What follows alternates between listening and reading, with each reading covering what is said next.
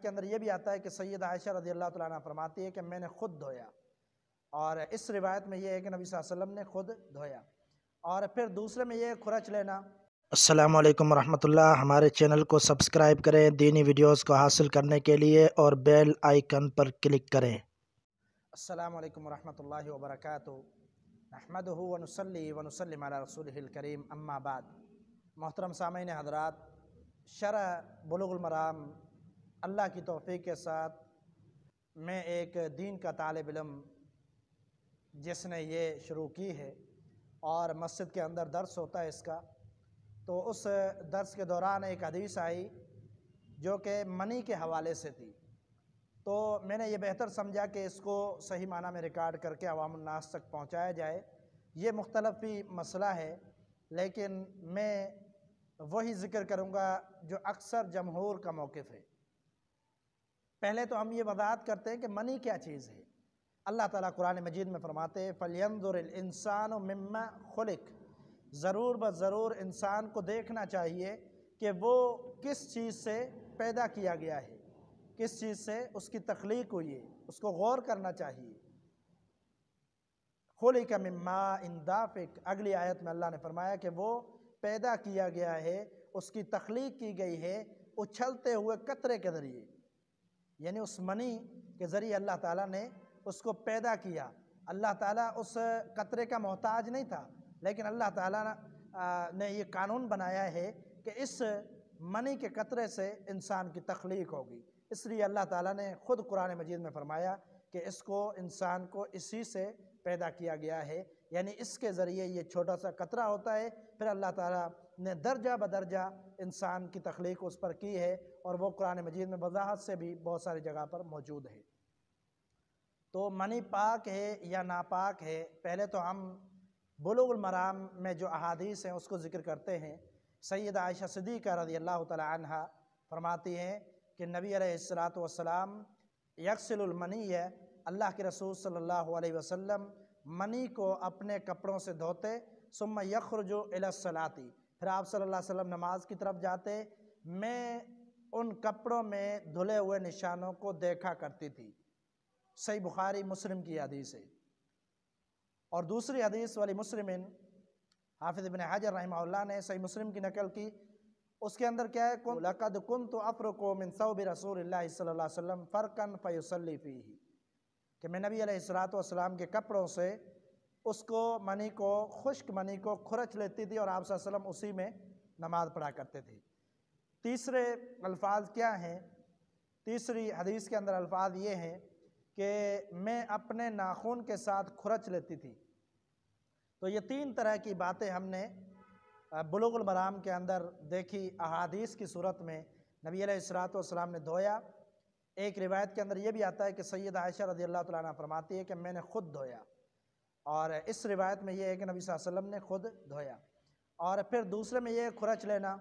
اور ناخن سے کھرچ لینا یا ویسے ہی رگڑ لینا اور اس کو ختم کر دینا، کپڑے سے کپڑے کو صاف کر دینا۔ تو یہ باتیں جب سامنے آتی ہے تو اس سے اگر غور کیا جائے تو یہ پتہ چلتا ہے کہ منی پاک ہے، ناپاک نہیں ہے۔ اگر ناپاک ہوتی تو اس کو ضروری ہوتا دھونا، اسی طرح اس کا نجاست زائل نہ ہو سکتی، کھرچنے سے اور ناخن سے کھرچنے سے کوئی نجاست زائل نہیں ہوتی، بلکہ اس کو دھونا پڑتا۔ اور اس کی تائید میں ایک حدیث بھی ملتی ہے، سنن دارقطنی کے اندر حدیث ہے کہ نبی علیہ السلام سے سوال کیا گیا منی کے بارے میں، تو آپ علیہ السلام نے فرمایا کہ یہ تھوک اور بلغم کی طرح ہے، یعنی تھوک اور بلغم جس طرح ناپاک نہیں ہے، اسی طرح منی ہے، یہ بھی ناپاک نہیں ہے۔ تو یہ پاک ہے، اس کے دلائل جو ہے بہت سارے ملتے ہیں، اور میں نے ایک حدیث سنائی آپ کو ابھی، امام نووی رحمہ اللہ کی شرح کو جب ہم دیکھتے ہیں، صحیح مسلم کی شرح ہے، اس شرح کے اندر انہوں نے واضح طور پر کہا ہے کہ امام احمد رحمہ اللہ سے صحیح قول طاہر ہونے کے بارے میں ملتا ہے، یعنی پاک ہونے کے بارے میں، اور امام شافعی کو بھی انہوں نے اسی میں شمار کیا ہے کہ ان کے ہاں بھی پاک ہے۔ اور پھر کہتے ہیں کہ سیدنا علی سے بھی روایات ملتی ہے، اور صحابہ سے بھی حدیثیں ملتی ہے پاک ہونے کے بارے میں، اور پھر یہ بھی تبصرہ کرتے ہیں کہ اہل الحدیث یعنی محدثین کے نزدیک بھی یہ پاک ہے، یعنی بہت سارے محدثین جن کو جمہور کہتے ہیں، اکثر علماء اور محدثین کے نزدیک یہ منی پاک ہے۔ تو یہ تبصرے جب ہم دیکھتے ہیں تو پھر ہمیں یہ لگتا ہے کہ بالکل پاک ہے، اور نبی علیہ الصلوۃ والسلام نے اگر اس کو دھویا ہے تو یہ دھونا مستحب ہونا ہے، یعنی دھونا تو بہتر ہے، اگر کسی چیز کو دھویا جائے تو وہ اچھا ہے، مستحب ہے، پسندیدہ عمل ہے۔ نبی علیہ الصلوۃ والسلام نے اس وجہ سے نہیں دھویا کہ یہ نجس ہے، اور نہ اس کی حدیث کے اندر کوئی وضاحت ملتی ہے کہ نجس ہونے کی وجہ سے نبی صلی اللہ علیہ وسلم نے اس کو دھویا تھا۔ تو آپ علیہ الصلوۃ والسلام کا دھونا اس بات پر وضاحت ہے کہ یہ چیز جو ہے اس کا ایک داغ بن جاتا ہے، نشان بن جاتا ہے، تو یہ